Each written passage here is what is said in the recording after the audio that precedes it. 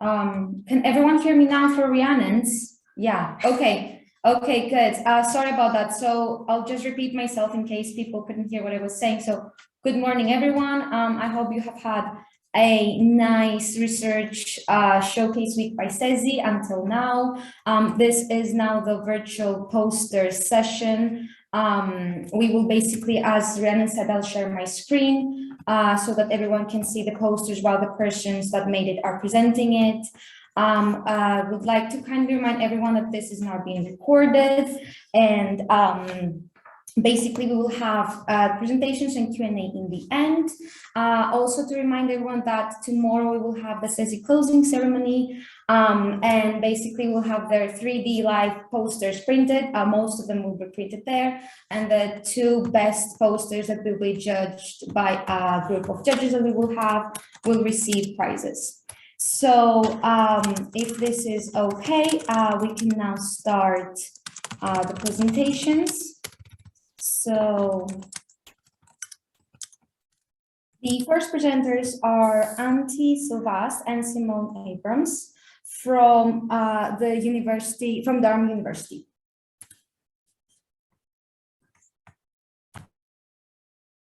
Okay, thank you. Thank you. Simone, will you do the talking? Yes, I will. All right, thanks, Simone.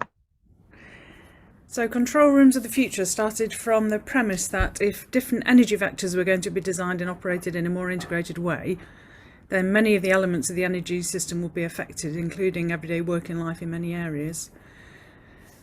Technical solutions to coordinate electricity and gas networks, for example, would require cooperation between networks at all levels, including transmission and distribution. And our project set out to explore how energy distribution networks in particular might be implicated in any integrative plans.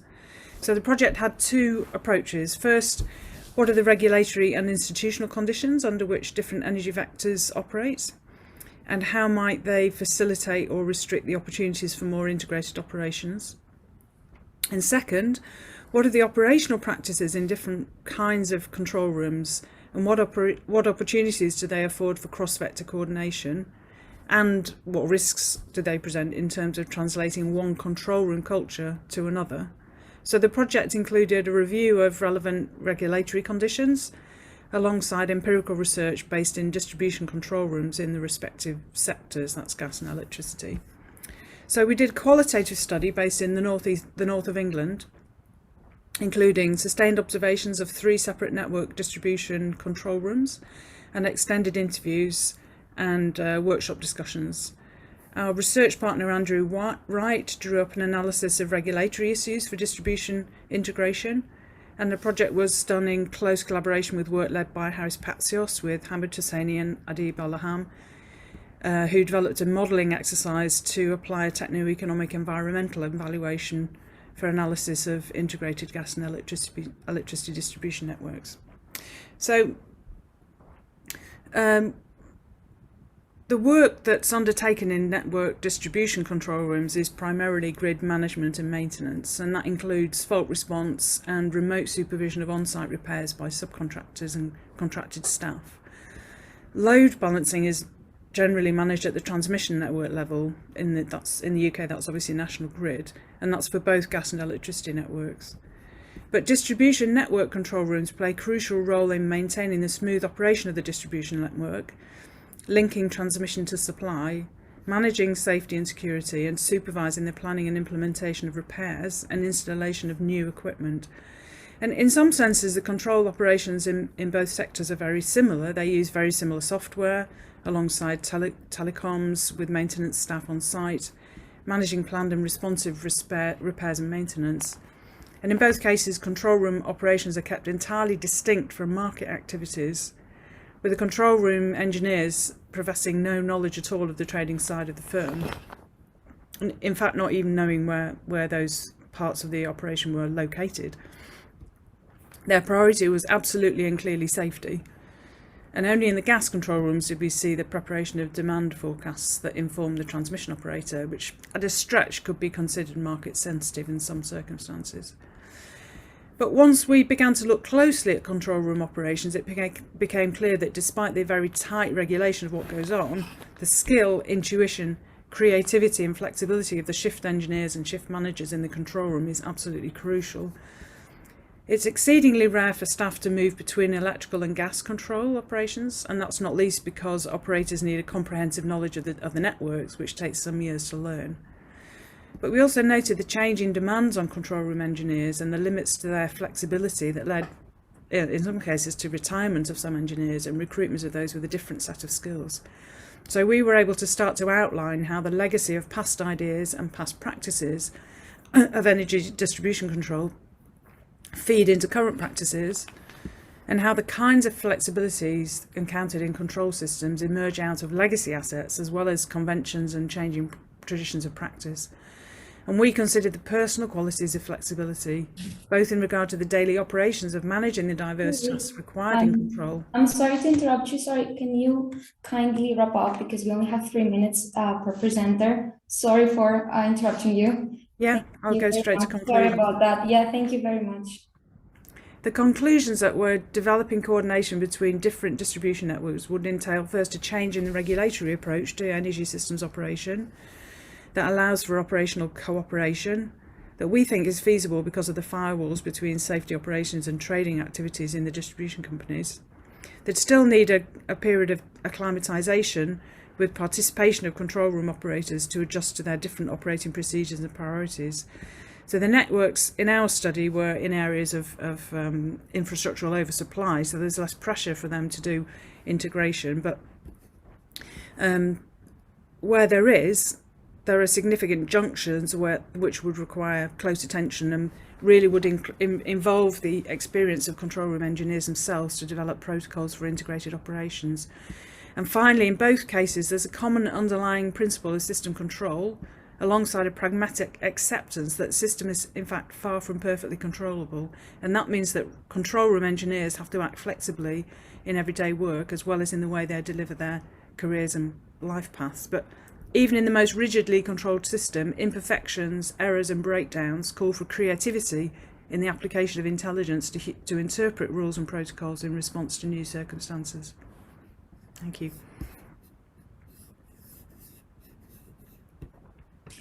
Great, thank you very much. Now we will, oh, sorry, yeah. Now we will go, sorry about that. Now we'll go to the next poster, which is by Claire Copeland from the University of Sussex. So Claire, it's all yours. Thank you, Natalia. Hello, everyone. Claire Copeland. I'm a research fellow at the University of Sussex. And this poster is a presentation of findings from research undertaken for CESI looking at developing energy futures on a community level scale. The approach taken here, it was a participatory and exploratory futures method that was wholly qualitative and was based on discussions with stakeholders in the Findhorn energy system, eco-village energy system in the north of Scotland. The discussions took place on an online using an online tool in a workshop environment with 14 of these stakeholders. And they were taken through a series of steps, the first of which, excuse me, was to identify the two most important drivers for change. These framed 4 possible future scenarios. This is what's known as a classical 2x2 matrix method, which takes high and low of each of the 2 most important drivers to provide a framing for 4 distinctly different possible future scenarios. The stakeholders then, they first of all brainstorm what kind of drivers for change there may be, and then they vote on the 2 most important ones. And in this workshop, in this setting, they decided that, unsurprisingly, decarbonisation was one of the most important drivers, but also the availability and affordability of energy and technology was seen as another very important driver. The stakeholders were then allocated particular groups to discuss particular quadrant in that 2x2 matrix to look at how that future view may evolve over time.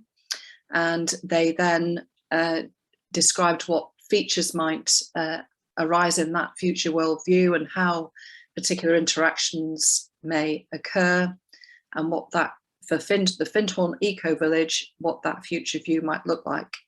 So the future pathways are shown there, some of the features within them, and the participants named these as 3 wise monkeys. That was with high of the affordability and availability driver, but low decarbonisation.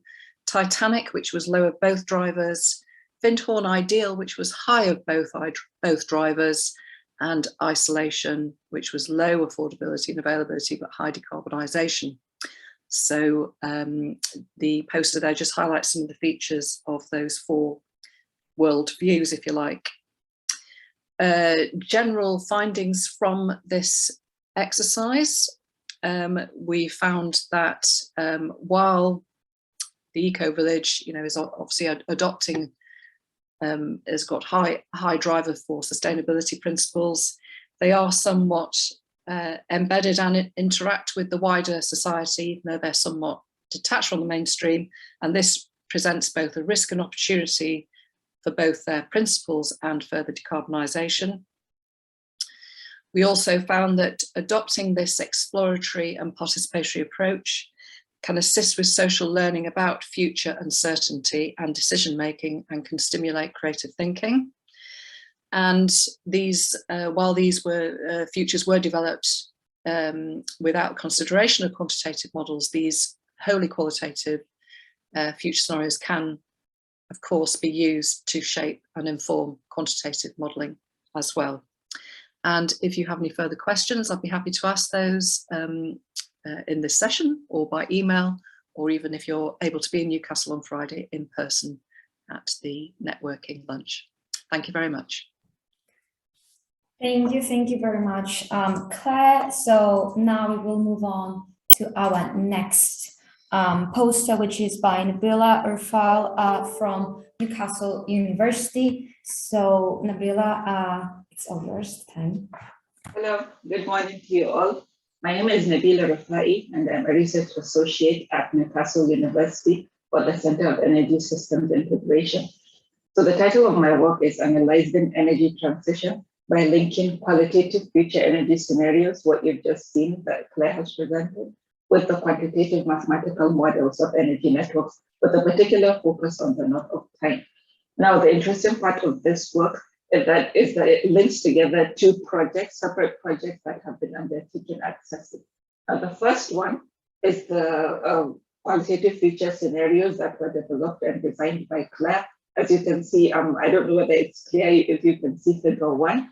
So from there, you can see that they use the 2x2 matrix at a qualitative workshop with a knot of time stakeholders in order to develop the future energy scenarios using decarbonization and equity as the main drivers.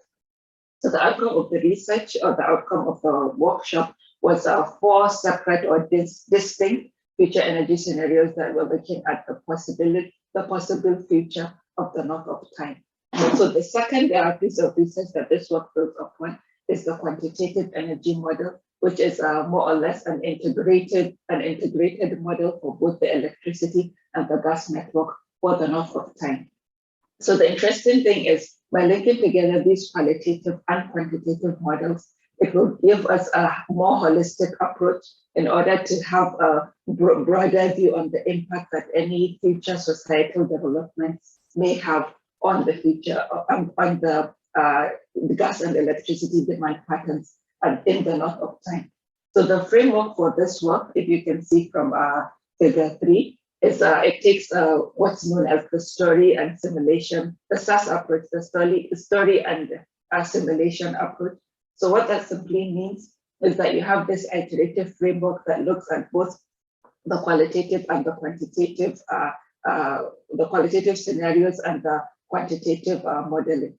So what happens is, at the first stage, the qualitative scenarios are being looked upon, and the different actors or the drivers within that particular scenario are determined. And then through expert or surveys from some experts within the North of Tyne, we're in the process of quantifying these particular actors from the qualitative scenarios, and then they will serve as an input to the quantitative model. So that's the link between these two models. Now, upon running the simulations from the models, the output from the models will then be translated back into qualitative statements so that we can verify, or we can have a verification in terms of how cohesive it is, how cohesive the output is with the qualitative scenarios. So the major contribution of this work is that it provides a means of predicting whether it's possible to meet the energy targets that are set within the North of Tyne region within the future. And another important contribution of the work is that it provides results that are relevant to both policy and science, since it is iterative in nature in terms of both qualitative scenarios and quantitative modeling. So if there's any question, I don't know whether it exceeded my 3 minutes or I'm still within. So I'll be happy to answer any questions that you may have. Thank you. Thank you very, very much, Nabila, about this nice presentation. So now we will go on to the next one.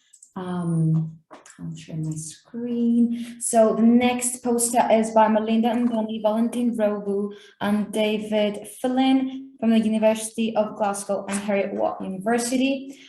So please feel free to start presenting your poster.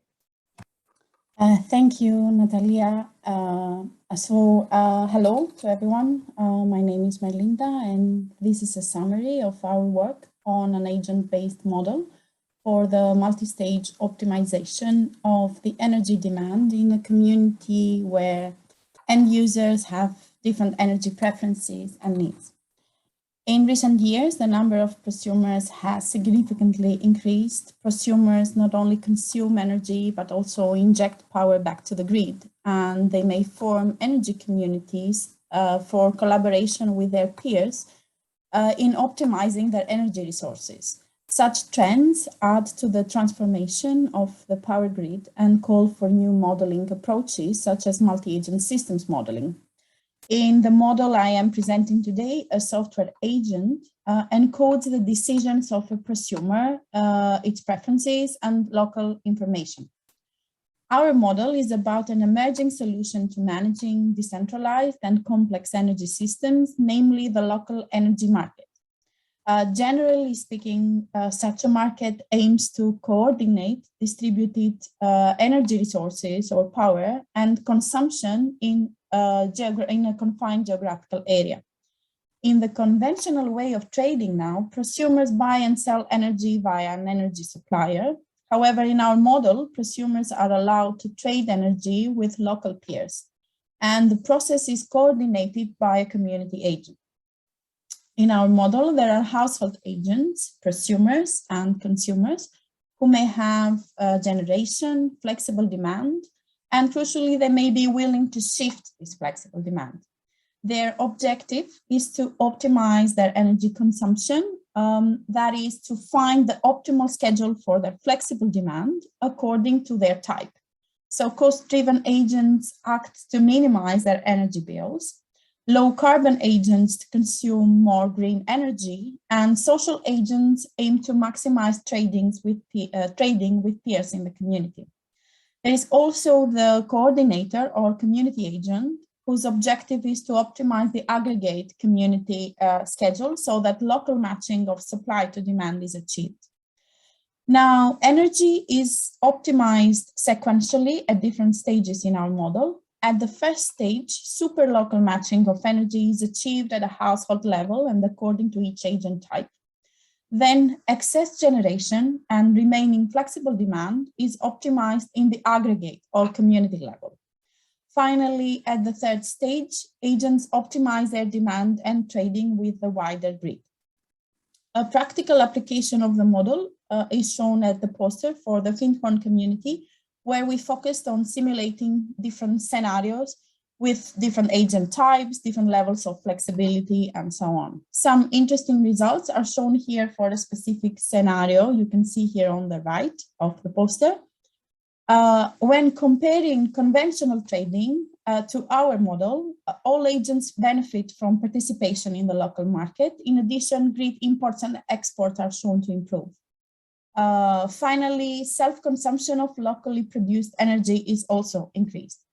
Another important question is related to the benefits achieved by increasing participation in this local market. In this case, how are benefits allocated across agent types? Which is the inflection point where further adoption does not offer any additional financial gains. How is the grid profile affected? These are some of the questions that this tool we have developed is able to explore. Thank you for listening, and please get in touch either at the Q&A or at the emails seen at the poster. Thank you very much. Great.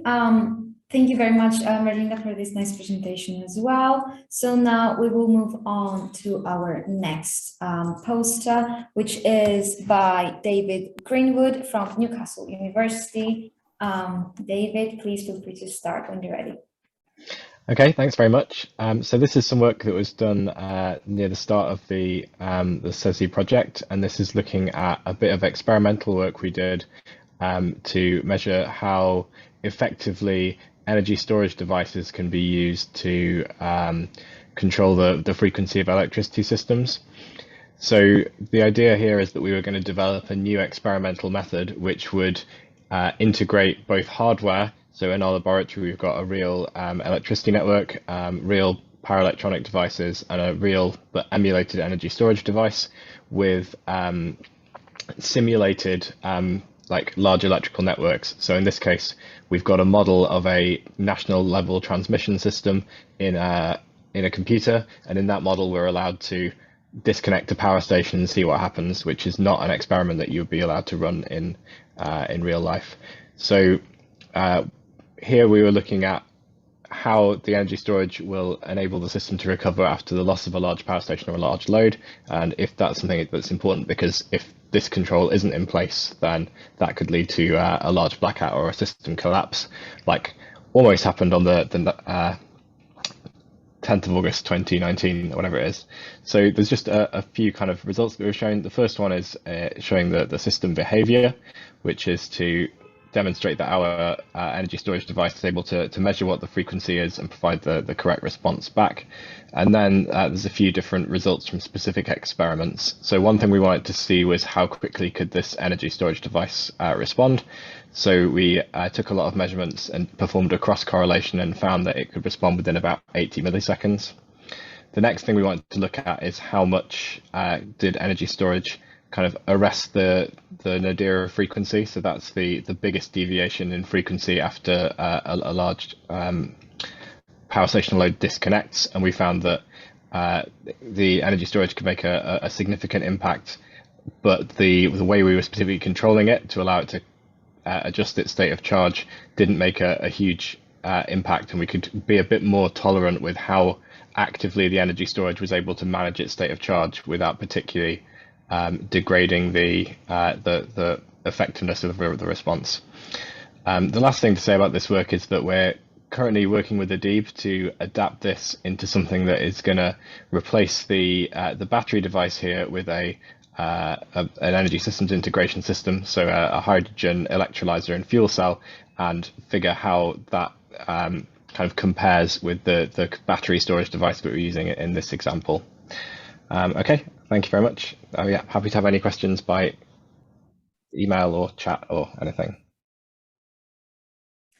Great. Thank you very much, David, for this nice presentation. Now we will move on to our next set of presenters, who are Sonam Norbu and Benoit Courreau from the University of Glasgow and Heriot-Watt University. So please feel free to present us your work. Hello everyone.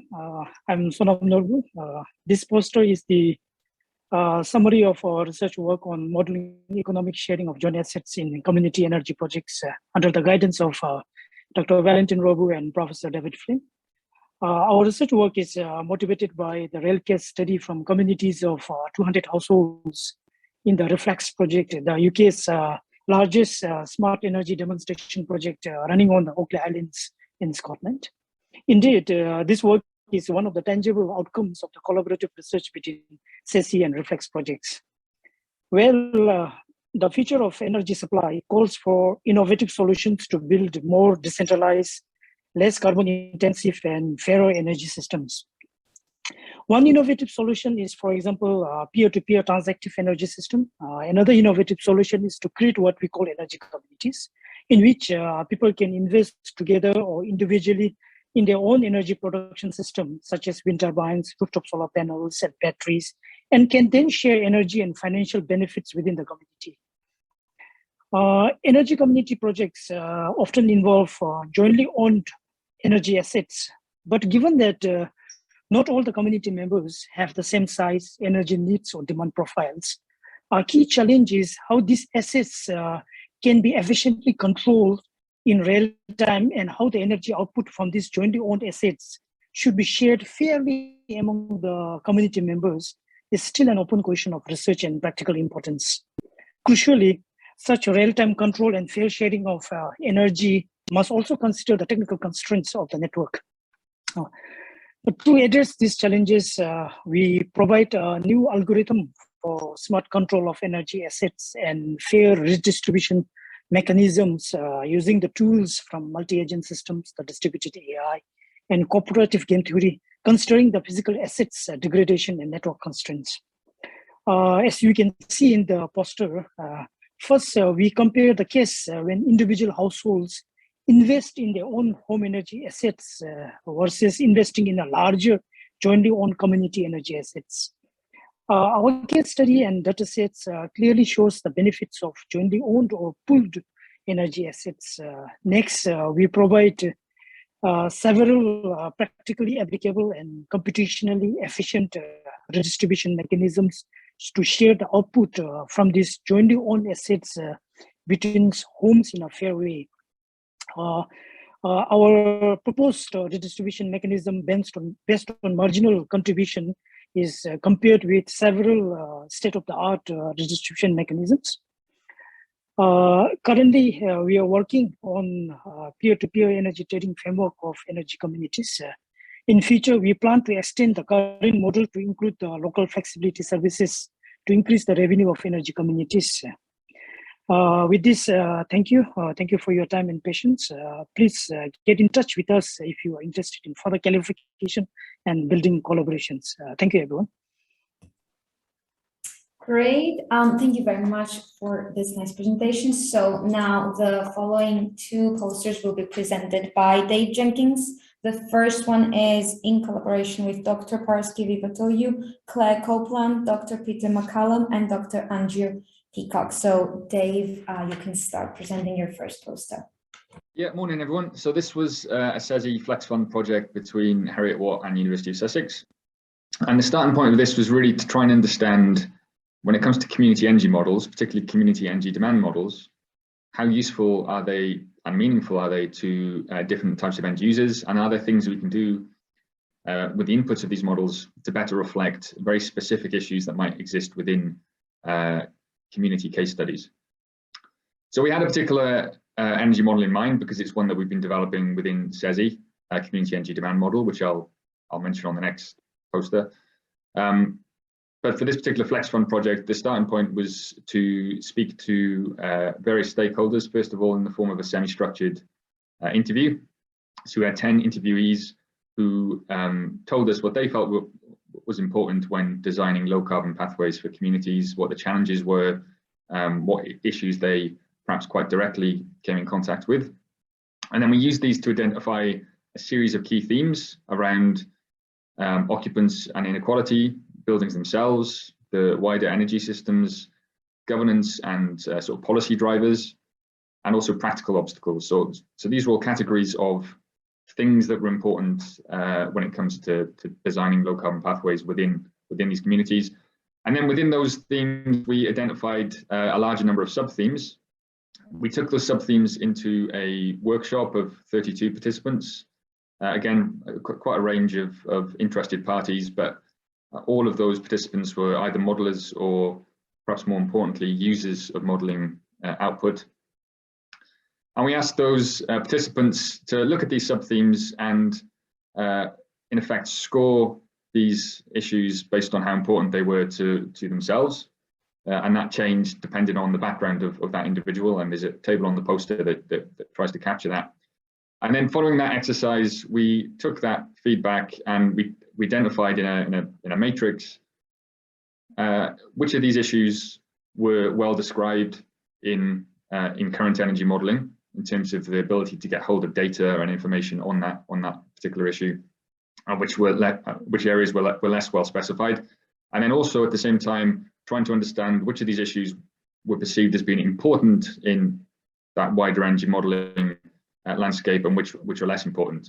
Where in particular we were interested in issues that were deemed to be quite important but quite poorly specified in models. And on the poster that you can perhaps see, there's a bottom right-hand quadrant which identifies these issues where our current models don't really do a great job in specifying them, but they are important to different model end users. And so we've commented in our full report on this as to how we might address these, and whether, as well as identifying improvements for our current energy modeling approach, it's also just as important to identify scope of those models, because perhaps improvement is in the way. It's just we're using a type of model that's not really fit for the purpose that we're pointing it towards. Issues relating to things like fuel poverty really came up as something that was not well specified within the current sort of energy modeling approach. But happy to take any questions on that today or indeed tomorrow. Happy to move on to the next poster in interest of time. Yeah, so now we will move on to the next poster, which is in collaboration with Peter McCallum, Paraskivatoyu, from here at World University and the University of Glasgow. Thank you, David. Yes, and apologies for it being me again. This is a genuinely different project. I'm not trying to be cheeky to get a double presentation. So this, I mentioned the type of energy model that we're interested in. This is the model that we've developed within CESI on the energy demand side. Particularly my colleague Peter McCallum has led this activity. So what we try to do is create an efficient, effective energy model that you can point at any community of, say, hundreds or thousands of buildings, and use available data sets to characterize those buildings, characterize the inputs that you need, and then run fairly detailed dynamic simulation to model the energy demand of both the individual buildings, but also the aggregated energy demand of that community. So what we do is we pick up GIS and OpenStreetMap data to define the geometry of the buildings themselves. We then convert those into a series of archetypes that represent all the buildings that we've captured within that area. We then dress those buildings with construction information and heating information from energy performance certificate databases that are cross-referenced onto those actual buildings. We then convert that into a dynamic simulation environment, so we're modeling the energy demand of all these buildings dynamically, which is something that doesn't always happen in this type of stock modeling, and that enables us to output demand characteristics that are meaningful to energy systems analysis. So we can look at aggregated peak demand and things like that. We can play about with demand shifting if we so choose. We can put in storage solutions and so on. And another data source we use is smart meter energy data. So ideally, from the particular community that we're studying, if we can bring in smart meter data, then we can infer things like heating control profiles, other forms of activity profiles that exist within those buildings, because we need all that within our dynamic simulation models of the buildings, because they run typically at a sort of half-hourly resolution. So you need to know a reasonable amount of detail as to what's going on in all those individual buildings within your model. And we've also identified, we've applied this to various case studies. There's one in the poster showing that an Orkney case study that we ran, where we tried to replace all the heating systems with heat pumps, and created a procedure where you size all the heat pumps individually for all the individual properties, but then you return some form of aggregated response of all those buildings being modeled together, again with a view to making this useful to energy systems analysis work at that community scale. So I'll finish there. I am around this evening in Newcastle for the celebration dinner, and I'll be around tomorrow, and I think my colleague Peter will be as well. So happy to take any questions and have discussions on that today and tomorrow. Thank you. Great, thank you very much, David, for both presentations. Now we'll be presenting my own poster. So this is a work that we have done in collaboration with Harris, Elias, Pete, Sarah, and Phil, and it's basically based on a paper that we have published and we reference in case you need to check more information about this work. We basically introduce in this work a model where we basically which solves a resilience-oriented optimal scheduling for microgrids.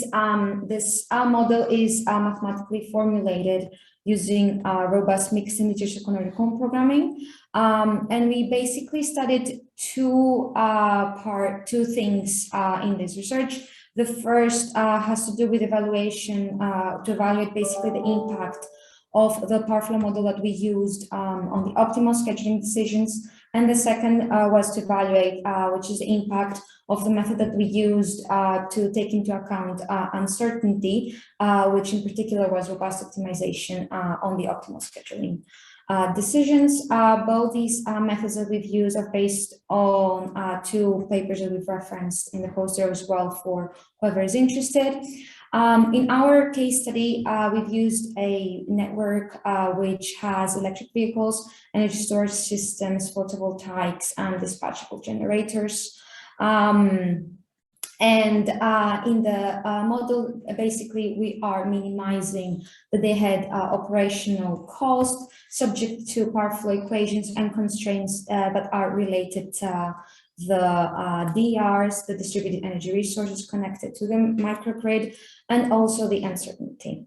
So I will now present the first set of results, which has to do with the impact of the power flow model on the optimal scheduling decisions, where we compared our model to another model that uses a different set of power flow equations, which does not account for network losses. And in this comparison, we found that our model basically seems to have a higher cost, but this is because the other model underestimates the final operational cost. And the second was comparing these two models that have different power flow for equations, is that we saw that they basically result in also a different generation mix, different dispatching decisions.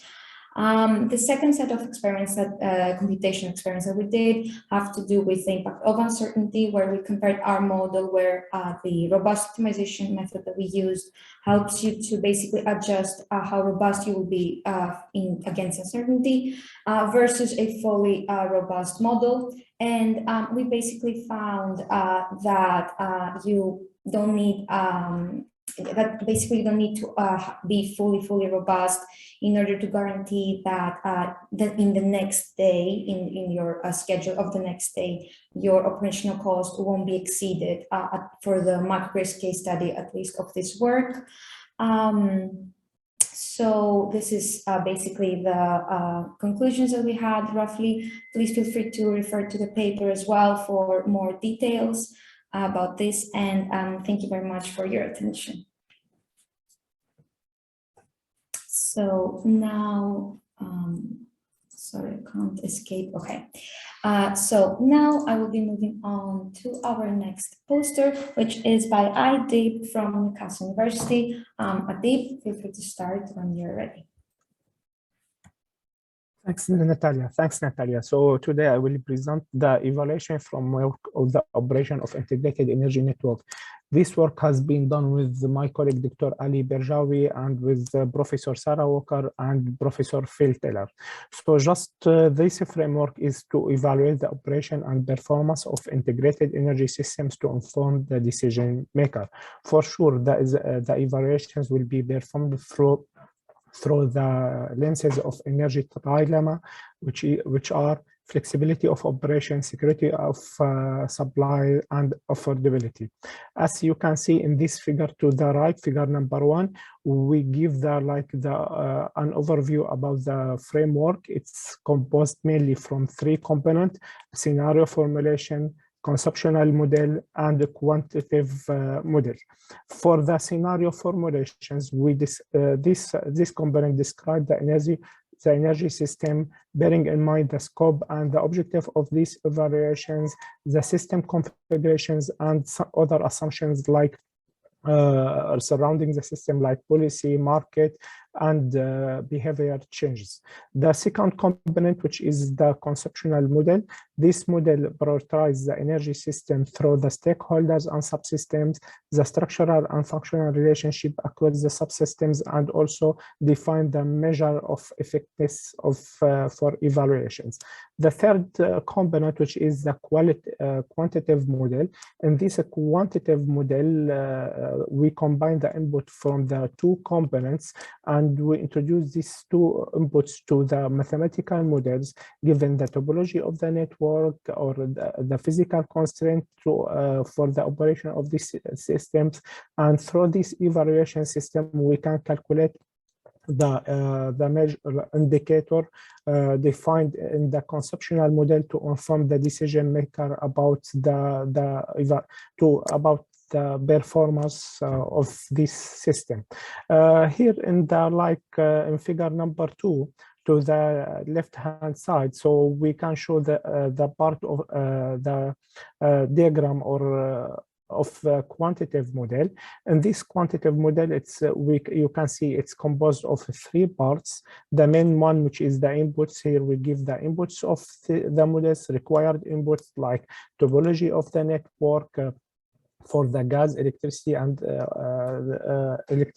gas, and the demand, and we have coupling component, storage system, and also we need also unit factors for economic and environmental analysis.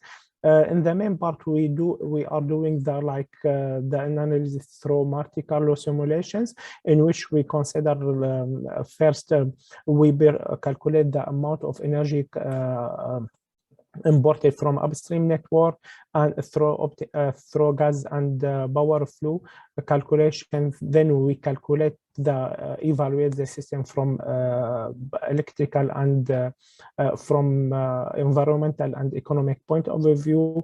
And also this is also a probabilistic approach in which we consider Gaussian distribution for each source of uncertainty, and the output of this quantitative model is the parameter performance for technical, economic, and environmental parameters. Now this framework has been applied for a case study which is north of time. Just here I'm giving some numbers to give you indicative number to give you an idea about the size of this case study. And this framework has been used to study the decarbonization scenario in north of time. And the main output here, I give also the main finding of this case study. We find that the energy system integration provide a direction towards achieving energy transition objective, and also vector coupling technology, and especially power to gas, is effective measures to enable more penetration of renewable energy systems. And this will also help to reduce the operational cost in the operational cost of the energy systems. By the end, I give some references. It's a book chapter and one paper is published in which you can find more details about this framework. And happy to answer any questions at the end. Thanks. Thank you very, very much, Adib, for this nice presentation. Then I will move on to Akil. So Akil Joseph is with Newcastle University. Akil, feel free to present your poster. Thank you, Natalia. So this is ongoing research at Newcastle University. So at present, the British government has come up with a policy target to achieve net zero carbon emission by year 2050. So our research is to understand how well we can achieve this target. at present, what we have is that we have an electricity network and the gas network for electricity needs and heating needs. But when we think about achieving a zero carbon emission target, we have to integrate more renewable energy or renewables into the electricity system and more hydrogen into the gas network, so that we can achieve the target. But there's a possibility of interaction between these two networks to optimize the investments and operation. So what we have done is we are proposing a game theoretic algorithm to find this optimal investment and operational strategies.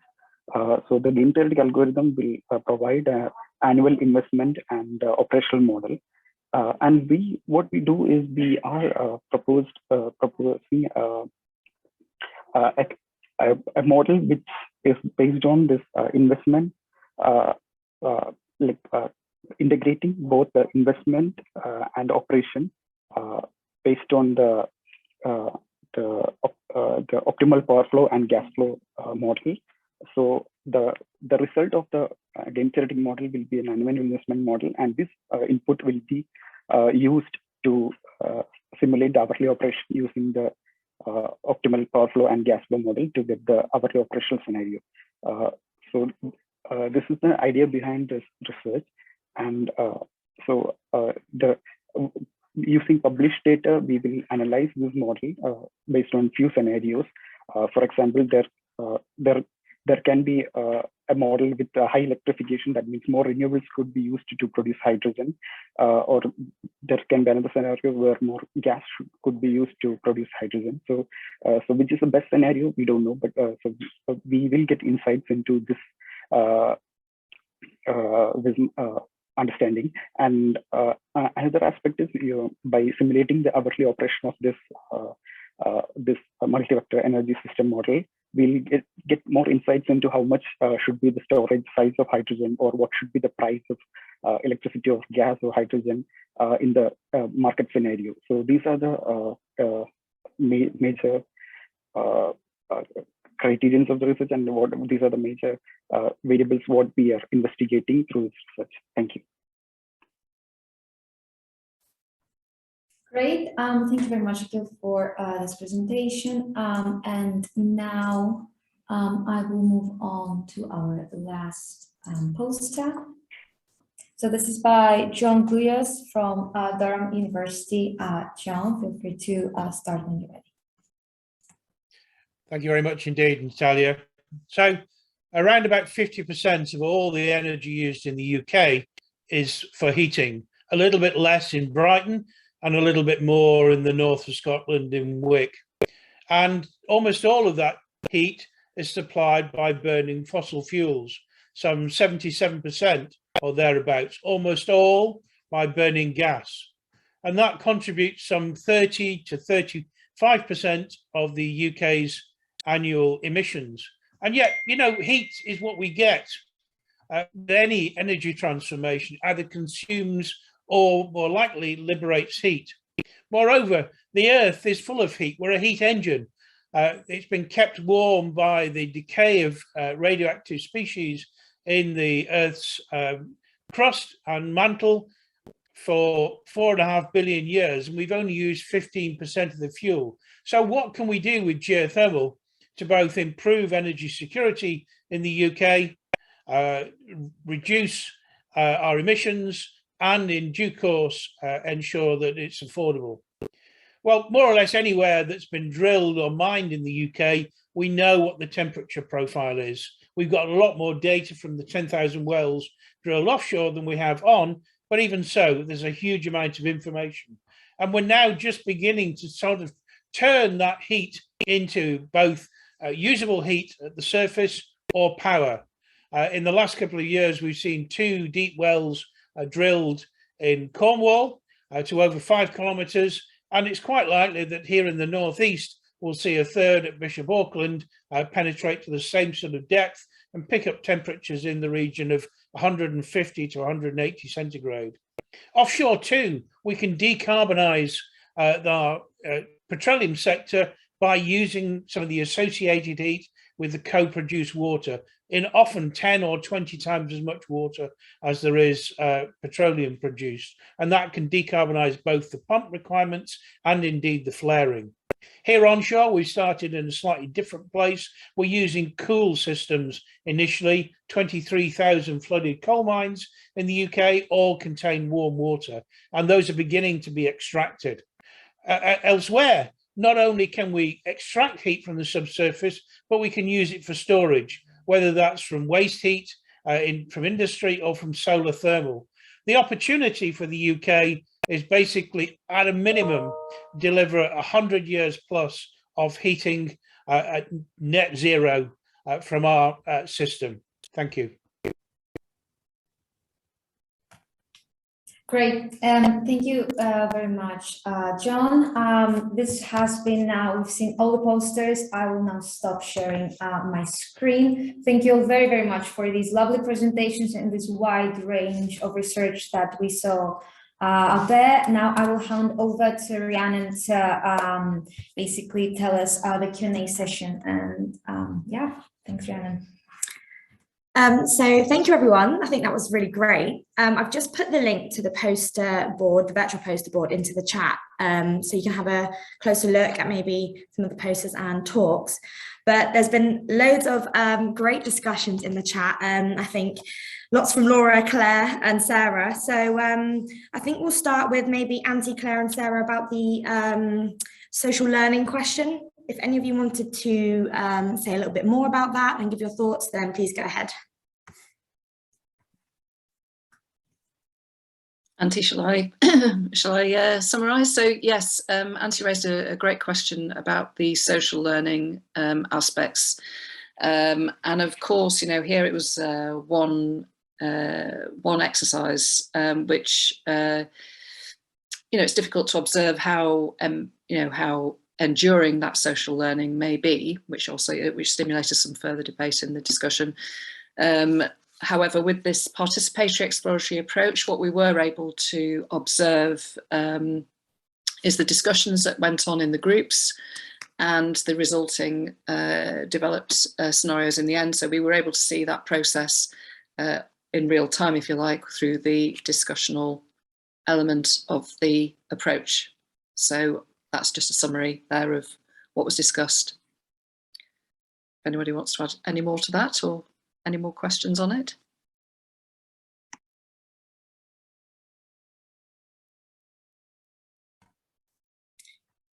No, if not, then there's been a question for John from Sarah. So take it away, John. I just need to find, I hadn't got the chat open, so I apologise. No, that's fine, John. I'd asked, given that waste heat from industry seems a bit of a no-brainer to do, what do you think are the specific barriers that have prevented this so far?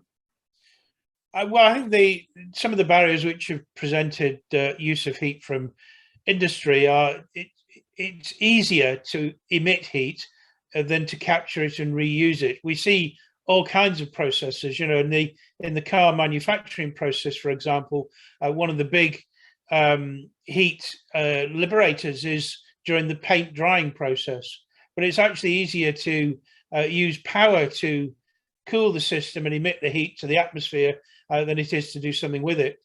We're in conversation, for example, with British Volt, who will produce copious amounts of heat from the factory to produce lithium batteries, which is being built north of Blyth. But it's actually logistically easier at the moment to use seawater to effect that cooling than it would be to inject the heat into the underlying mine system at the Bates Colliery and use it to time shift for abstraction during the winter in the housing.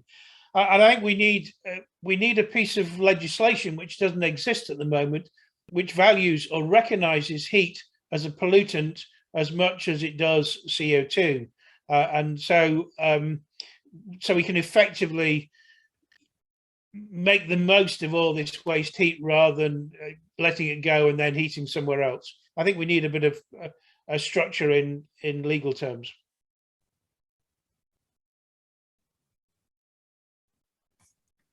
Great answer. Dave Jenkins, did you want to just add a bit more about your point? I think you just added that in to Simone at the end there.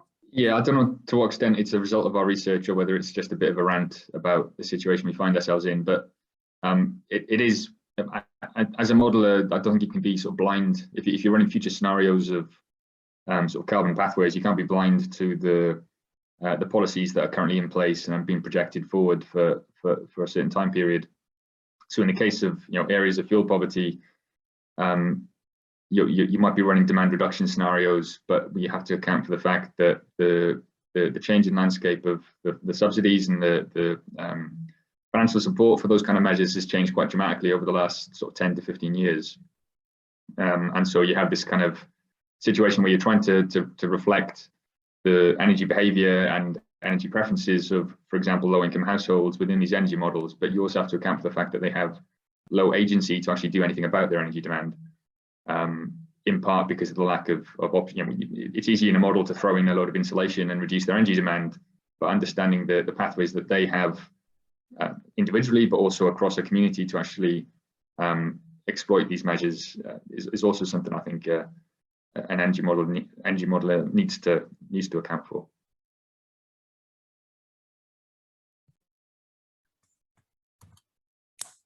Thanks for that. Do we have any more questions for any of our presenters? Thank you, Sarah. Can I respond? And no problem on the name. Nabila is amazing as well. So yeah, sorry about that. I can't even blame it being a Monday morning because it's not. Thank you very much. I appreciate it. I'm glad everyone also was indeed on time. I appreciate it. Thanks everyone for this.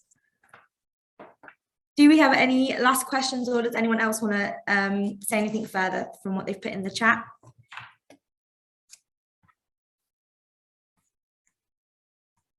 I can't see any unmuting. If not, then it means we finished 2 minutes early, and I think that's great, considering we had quite a busy schedule today. Thank you all so much for producing the posters and your presentations. All of your contact details should be on your posters so people can get in contact that way if they have any further questions, and hopefully see a lot of you tomorrow, where your posters will be judged by our wonderful judging panel, and some prizes will be given out as well. So thank you all very much. Thank you all on my behalf as well. Thank you.